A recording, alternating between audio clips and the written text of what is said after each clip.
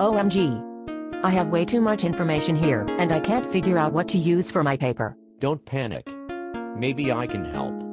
I found a lot of good stuff too, and I had to make some choices about what information to include. How did you decide what to use? Well, mainly it's a question of what fits my thesis and what's reliable information.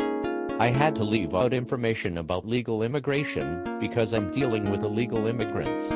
Some of my sources didn't give any detail or new information, so I dropped those too. So you looked at relevancy and detail. Does it matter how old the information is? I found a great article from 1985 on my topic. We're looking at current issues, so it's important for the research to be current.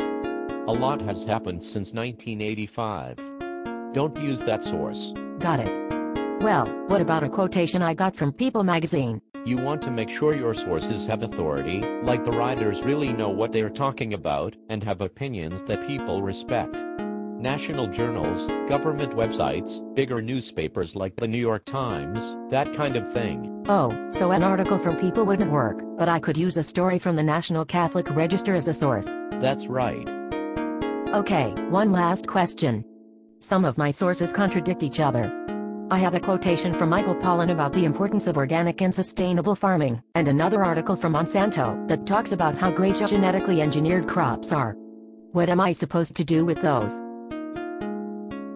Some sources are biased. They lean toward a particular point of view. It's best to use more objective sources. If you have to use biased information, you need to give both sides of the story and acknowledge the bias if it isn't obvious. So, what you're saying is that I need to consider relevance, detail, currency, authority, and bias when I decide which sources to include in my paper. You've got it.